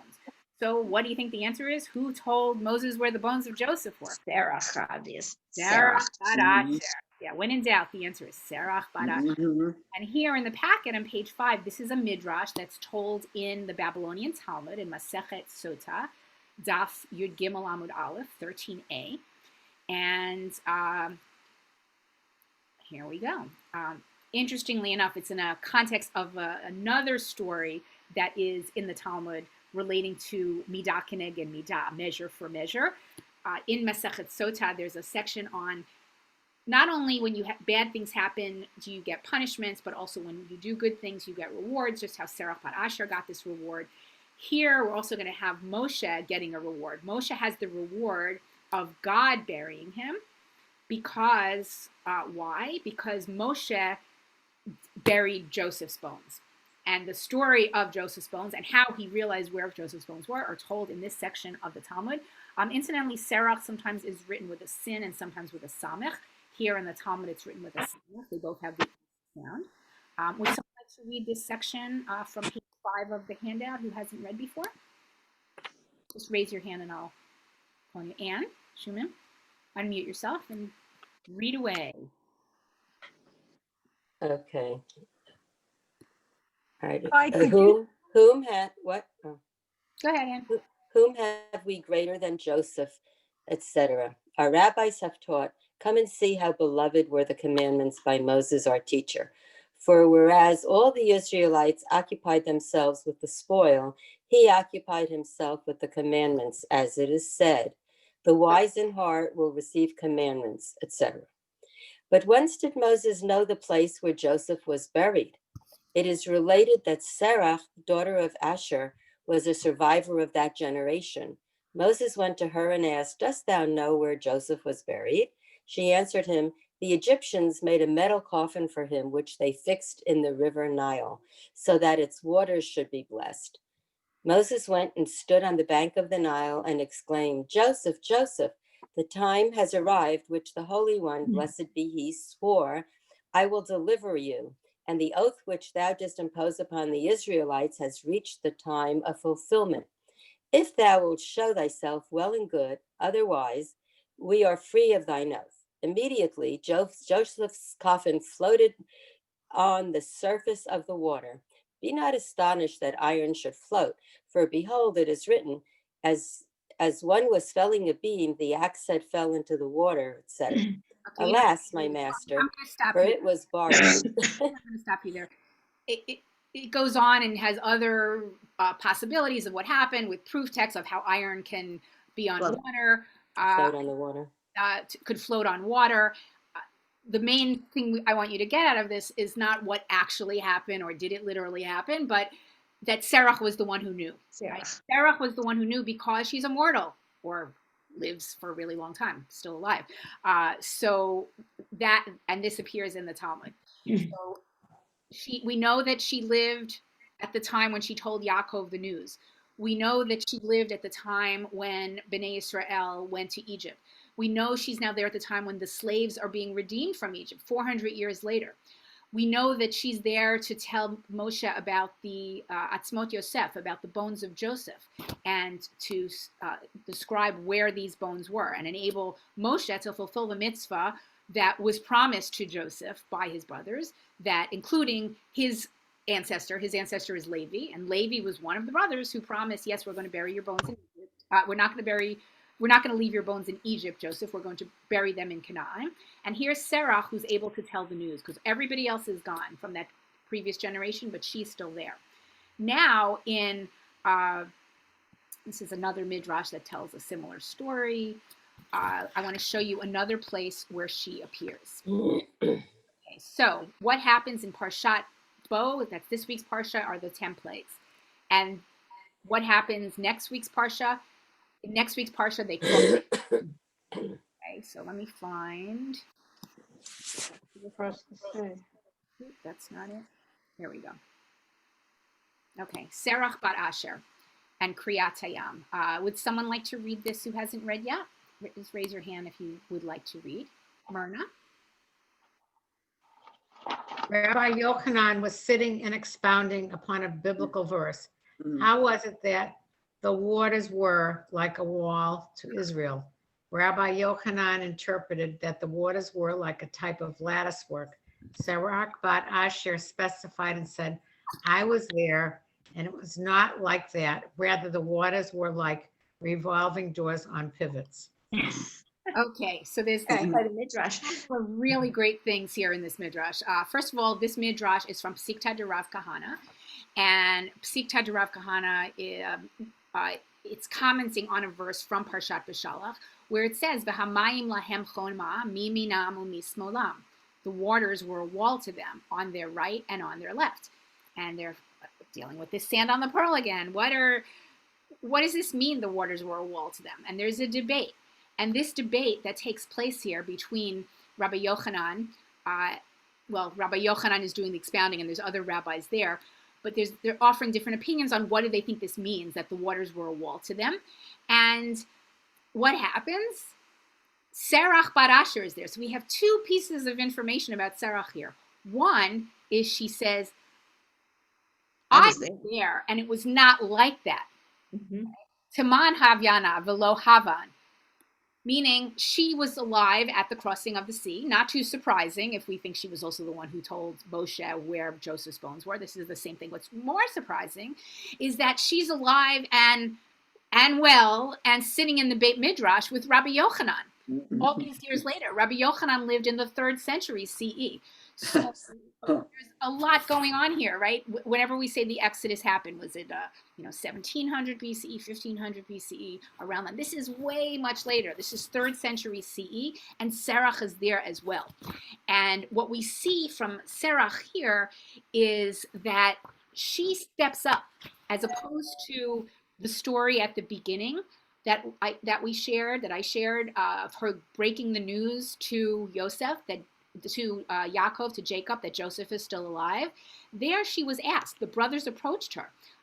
The article from the Jerusalem Post that Edie read out loud, or the part of it out loud, it seems like she was approached and she had wisdom and song and was able to break it to him gently in a very soft, wonderful manner that he was able to handle without plotzing. And then here, in this midrash, in Psikta de Rav Kahana, we don't have people asking for her opinion. She asserts her opinion. We don't have someone saying, hey, let's go to Serach and have her say something. No, she's there, and she either raises her hand in the Beit Midrash or doesn't raise her hand and just unmutes herself on Zoom and says it right there. I was there, and it wasn't like that. So amazing, right? So she not only is she this calming, soothing presence who placates others, as we saw from the initial midrash that I shared with you. Now here we have her as an assertive, wise exegete, a Bible commentator, kind of the likes of Abravanel and Rabbi Yochanan. Okay, any comments or questions on this before I share a last midrash about Serach that actually takes place a few hundred years earlier? She certainly has matured over those years. Yes, so she may be immortal, but she's not staying as the same age, right? She is maturing, which may explain, really give even more teeth to the original midrash that was on Midrash Eshet Chayil, on the woman of valor, where it said that her mouth never tasted death, and therefore she is Piha Patcha B'Chochma, her mouth opens with wisdom. Yeah, of course, the longer you live, the more wisdom you have, right? And it seems like she got the benefit of the years of wisdom without the forgetting gene, right? So Why wouldn't the rabbis think there's other people named Serach? During that time, the men had often the same, different, similar names down the generations. Why wouldn't there be another Serach? Well, why do we think there weren't? Like, are you saying because she's mentioned in more than one place, it might be a different person? Yes. Okay, it's the reason it can't be quite definitively is because it's Serach bat Asher, right? She's Serach, the daughter of Asher. If it was just Serach, they could have possibly even said Sarah, which is even a more common name than Serach, right? But she's referred to either as Serach bat Asher, or sometimes she's referred to as Serach Achotam, like the sister of all those boys, but most of the time it's Serach bat Asher. So I think that's why. Anyone else have comments on this? Yes. The others, and I'm going to share one more with you. Marilyn. Well, I learned in shul as a kid that they had a different concept of time then. So that might explain it. Yeah, I mean, they definitely had, when you look at the ages in the genealogies of all those men in the book of Bereshit, right? The 10 generations between Adam and Noah and the 10 generations between Noah and Abraham, the ages, they seem to be getting shorter as we get to Abraham, but still, by the time we're in the patriarchs, they're still living over 100 years old, many years over 100 years. Right. Closer. Yeah. Remember, wasn't Yitzhak meant she laughed because she was 80 years old and found out she was pregnant? Yeah. So in that sense, I think, Marilyn, you're right about those ages. This is a little bit different only because there isn't an age given to her. She just keeps popping up in these different places. Myrna, you wanted to say something? Yes, I'm curious. Are there legends that she's still around? That she's still involved? Hold on to that thought and remind me when I end the class to read the ending section of Rabbi Sandy Eisenberg Sasso's book, because she has something to say about that. It's her imagine. Yes, Betty Ann. Okay. The code, the password, the code Pekadeti. What does that actually mean? I'm sorry, what did you say, Betty Ann? I can't. Hold on. I'm asking, what does Pekod Pekadeti, which is a password for almost saying that this person is telling the truth, what does it mean? Okay, good question. So the word pakad is, you just mentioned about Sarah, Marilyn just mentioned Sarah having a child at a very old age. When God remembered Sarah, he promised that there would be a child born to her in her old age. In the Parsha where he's born, where Yitzchak is actually born in Parshat Vayera, it says, Vayifkod Hashem, God remembered Sarah, meaning he remembered it and he visited her. So the word pakad can mean remember, visit, appointed time. The word that's used in Parshat Shmot when describing about God remembering the people of Israel. He remembered the slaves. He remembered, he heard their suffering. The word there that's used is also pakad. The word pakad is used in a very negative sense we know the 13 attributes of God that are wonderful, but it's actually an excerpt of a longer passage at the end of the book of Shmot. And in that passage, after saying God is Hashem, Hashem, El Rachum, V'chanun, Erech Apayim, all those great words of mercy and compassion, at the end it says, Upoked avon avot al banim. And God remembers the sins of the father and visits them upon the sons of the next generation. We don't want to be saying that stuff on Yom Kippur, so it got edited out. And in a sense, what we have in our machzor is a midrash on that biblical passage. So pakad, whether it's in a negative or a positive sense, it's some kind of remembering and visiting. So when Moshe used a word pakadeti, saying, quoting God, God remembers, they heard the pakad and they said, that's the special word, right? So that's why it functioned as a password, but it means remember. There could have been another word for it. The much more common word for remember that many of you may be aware of is zachar, like yizkor, like zecher, like zachor, ve'al tishkach, remember and don't forget. Yizkor, the memorial service. Moshe could have used those words, but instead he used the word pakod pakadati from the word pakad vayivkod. So, good question. I think, yes, Sheila, you have a question? Well, prior to today, I only knew of Dina as a daughter of Jacob. So I am really so impressed that now we know another daughter of Jacob. The thing is, most likely there were many other daughters, but their names were just not mentioned. Do we know who her mother was? We don't know who her mother was. That's an excellent question. We do not know that. Qualify that we knew, but that's a contemporary midrash waiting to be written by one of you wild women here. Yeah. So if you have nothing to do while you're at home, which most of us don't, then yeah, you can do that. It's almost like she's a female Eliyahu. Yes, very much like Eliyahu. Absolutely. That's I definitely see that. Okay, give me a second to find one other text here. What is it? No, can't find it. Okay, I'll put it on the screen. I did find it. There we go. Share screen.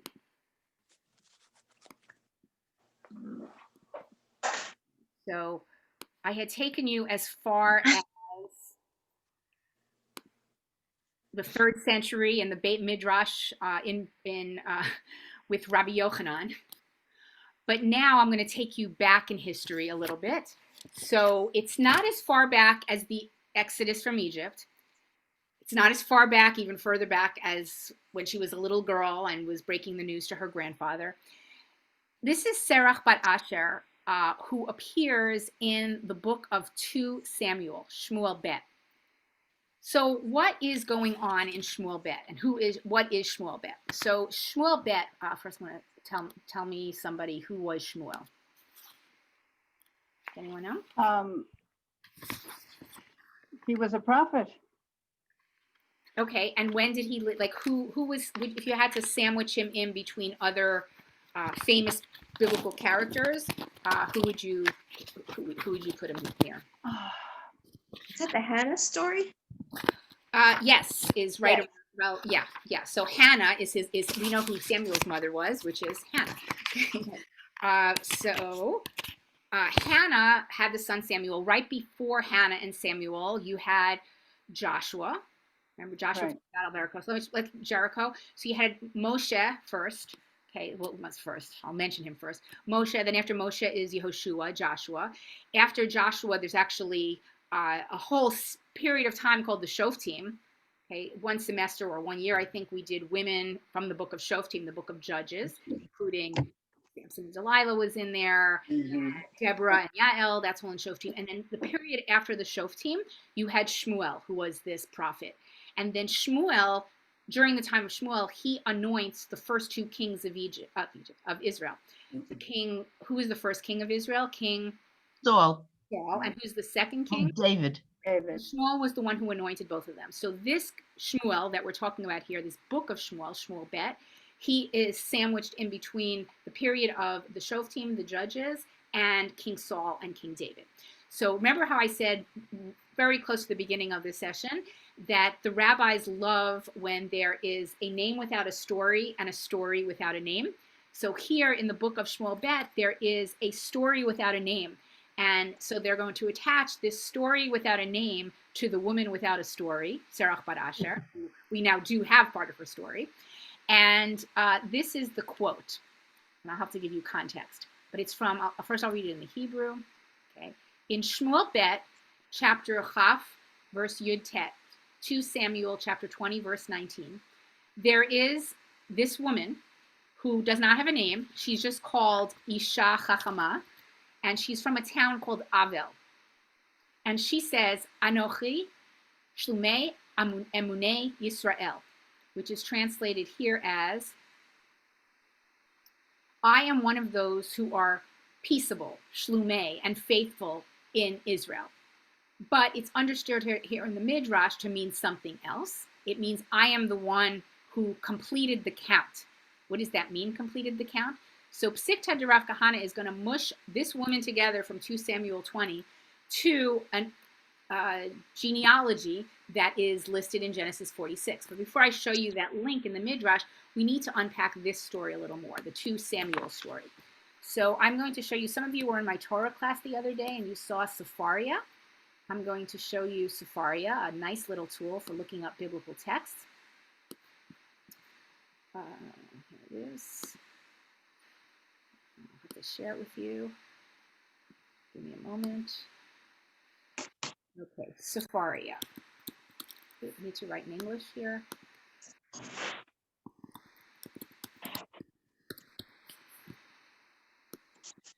I'm going to share the screen with Sepharia.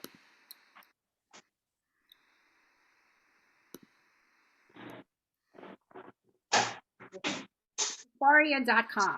No, Sepharia.org. If you go to the library in Sepharia.org, it will take you to this page and text, Tanakh, Mishnah, Talmud, Midrash, Halacha, Kabbalah, liturgy, philosophy, and more. We're going to look in Tanakh, and we're going to look at this verse from 2 Samuel that's quoted in the Midrash. The verse is 2 Samuel chapter 20. So I'm going to go down here to chapter 20. And this is the story. So there is a guy whose name is a scoundrel. He's not a guy. Oh. Visham nikra ish Belial, ushmo Sheva ben Bichri ish Yemini. A scoundrel named Sheva, son of Bichri, a Benjaminite, happened to be there. They're in this town of Avel. He sounded the horn and proclaimed, "We have no portion in David, no share in Jesse's son. Every man to his tent, O Israel." Okay, so this is during the time of Shmuel. He had David is going to be the king, but this is someone who was a rebel against King David. His name is Sheva ben Bichri, and he's known as an Ish Belial, a scoundrel. And it says here that all the men of Israel left David. They followed Sheva ben Bichri, but the men of Judah accompanied their king from the Jordan to Jerusalem. Okay, David goes to his palace. Amasa, it says the king said to Amasa, "Call up the men of Judah to my standard and report here 3 days from now." A standard is a flag signifying the head of the camp. Amasa was a first cousin of Yoav. He was a general. Amasa was originally the general of Avshalom, who was David's son, who rebelled against him. Now Amasa is appointed by David to replace Yoav because Yoav's no longer. So here, king says to Amasa, okay, Okay, so now we're in Avel. He says, David says to Avishai, "Now Sheva, son of Bichri, will cause us more trouble than Avshalom. So take your Lord's servants and pursue him before he finds fortified towns and eludes us." Okay, Sheva ben Bichri, we're going to skip ahead to Amasa is going to he gets killed. He lays in the middle of the road, drenched in blood. Horrible story. Then people follow Yoav in pursuit of Sheva ben Bichri. Okay, and where did they go? Here they are. Sheva had passed through all the tribes of Israel up to Avel. The town is Avel. Avel is the same word that we use to describe a mourner. It's an Avel. Avelut is the Jewish period of mourning. Not sure if there's a connection, but that's what the town is called. It's Avela Beit Hamacha, Abel of Beth Macha. They threw up a siege mound against the city, and it stood against the rampart. All the troops with Yoav were engaged in battering the wall, when a clever woman shouted from the city. Here's this Isha Chachama from this town of Avel. And she says, "Shimu, Shimu, listen, listen, tell Yoav to come over here so I can talk to him." And he approached her, and the woman asked, "Are you Yoav?" And he answered, "Yes." And she said to him, "Listen to what your handmaid has to say." And he says, "Shomea anochi, I'm listening." And she says, "In olden times, people used to say, 'Let them inquire of Avel.'" Okay, someone else read. I'm out of steam here. So, Betty Ann, will you read? Betty Ann, do you want to read? From that on, I am one. Read from here. And she continued, "In olden times, people used to say." And she continued, "In olden times, people used to say, 'Let them inquire of Abel.' And that was the end of the matter." Okay, keep going. "I'm one of those who seek the welfare of the faithful in Israel, but you seek to bring death upon a mother city in Israel. Why should you destroy the Lord's possession?" Okay, stop there for a moment. So Betty Ann, this part here, Anochi Shalumei Emunei Yisrael, is translated here as "I am one of those who seek the shalom, the welfare of the faithful in Israel, the Emunei Yisrael." It also, shalem, means full in the sense of complete. Like when we say shalom, peace, peace is a state of wholeness. So remember this line. This, you don't have to by heart remember it, but we're going to be back in this line in the Midrash. Anochi Shlumei Emunei Yisrael, and one of those who seek the welfare of the faithful in Israel. Right. So what does Yoav say? Continue. Yeah, keep going, Betty Ann. You're doing great. Joab replied, far be it from me to destroy or to ruin." Okay, and now, not at all. "Not at all, but a certain man from the hill country of Ephraim, named Sheva, son of Bichri, has rebelled against King David. Just hand him alone over to us, and I will withdraw from the city." The woman assured Joab, "His head shall be thrown over the wall to you." All right, he's giving even a little more than he's asking here. Mm-hmm. And the woman came. The woman came to all the people with her clever plan, and they cut off the head of Sheva, son of Bichri, and threw it down to Joab. He then sounded the horn. All the men dispersed to their homes, and Joab returned to the king in Jerusalem. Joab was commander of the whole army of Israel. Benvenida, son of We'll stop there. Jehoiada. Yeah, we'll stop there. Okay, so that is the story of this nameless woman, the wise woman, Isha Chachama from Avel. And the rabbis in this midrash, they say that she was none other than Serach. Of course. So, of course, right? We got to attach these two. So here she is. Okay, so this is the midrash from Sikta de Rav Kahana, and again we have Rabbi Yochanan, same guy who she got into a discussion with about what the walls of the water look like. Alice, do you want to read? Where am I? I'm on the screen, and it's Rabbi Yochanan. Okay, Rabbi Yochanan was sitting and expounding upon the biblical verses. All the souls who came with with Jacob to Egypt, who came from his loins, besides Jacob's sons' wives, all the souls were 66. And with Joseph and his 2 sons, behold, we are missing one. Rav Levi, in the name of Rav Chama, in the name of Rav Hanina, said, this was Yochebed, who was born en route to Egypt. And some say that it was Serach bat Asher, who completed the count of Israel. This is what is meant by the verse, I am one of those who are peaceable, Shlumei, and faithful in Israel. You seek to destroy a city and a mother in Israel. Why will you swallow up the inheritance of the Lord? I am the one who completed the count of Israel. Okay, so stop for a moment, Alice. Yes. The word for completed that's used in the midrash here is hishlamti. Ani hishlamti minyanan shel Yisrael. I completed the count. That word hishlamti comes from the same word as shlumei. Okay. Translated here as peaceable, and we had a different translation of it even in the Sepharia. And you can say that I'm peaceable or I bring peace or whatever it is, but that same word shalem, shalom, shlumei is also the same as hishlamti, which is how this midrash puts these two biblical texts together. Okay, keep going. Completed the count. Let's see. I completed faithfully to the faithful. Rav Tachum said in the name of Rav Chanilai, the Holy One, blessed be he entered amongst them with his glory. And what is the meaning of he is your praise and he is your God? What is written afterwards? Your fathers went down to Egypt with 70 persons. Okay, so the Midrash tries to wrap it up with a bow at the end by connecting them. All right, so some final comments here. First, on this particular story, here we have Serach saving the day again. We first met her, and she was a calming presence. Because of her immortality and her words, she creates peace in this situation. So although we've got this, gory detail here about a head being thrown over the walls of the city, it actually is in service of peace. It's so that the rebellion against King David will be squashed, and the people will be able to continue. So, and she's very wise, and she speaks, and through her words, Pia patcha b'chokhma, her mouth opens with wisdom, as it says in Proverbs 31, in the Eshet Chayil chapter of the book of Mishlei, of Proverbs.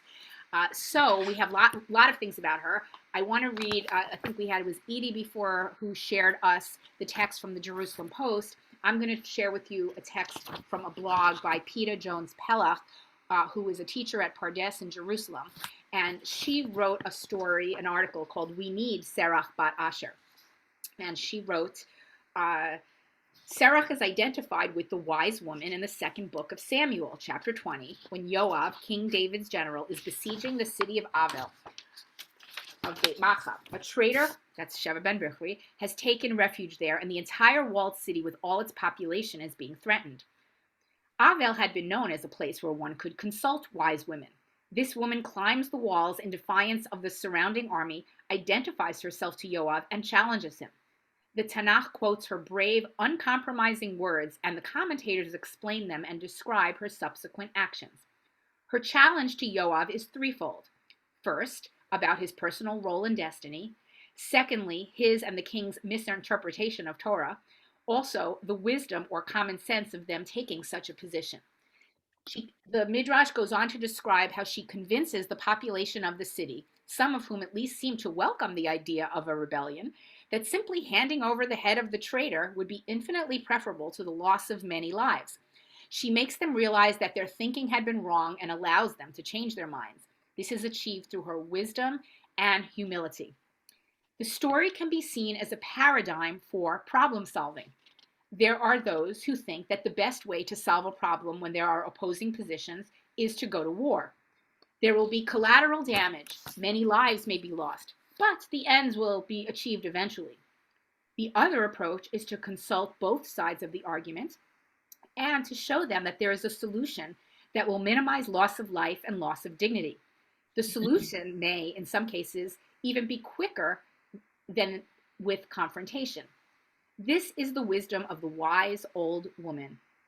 We need Serach bat Asher today.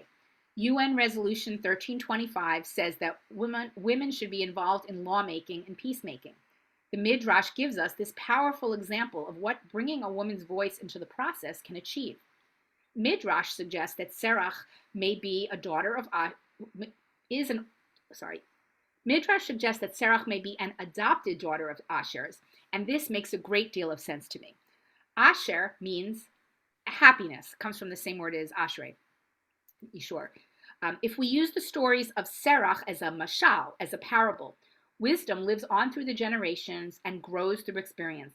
It is not just about information and learning, but about the application of that information for minimizing conflict and finding creative solutions. Then, of course, Asher would want to adopt such wisdom. Indeed, he cannot fulfill the destiny of his name, Asher, happiness, unless he does. Happiness is dependent on women. Peace is dependent on hearing the wise voices of women. And my last word on the topic, someone asked before about has anything else been written about Serach since these Midrashim? Well, this was written, what I just shared with you. It's an article on a blog, but I would consider that to be a nice commentary, modern commentary on Serach.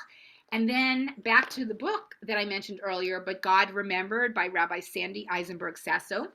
She's the one who had that imagined poem of how Serach broke the news to her grandfather that Yosef was still alive.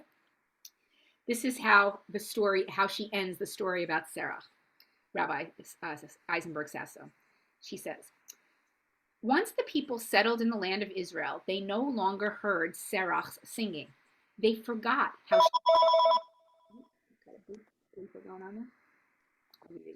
Once the people settled in the land of Israel, they no longer heard Serach sing. Call from Jerry Fell. Finish. Okay, all right. One more time. Last time. Once the people settled in the land of Israel, they no longer heard Serach's singing.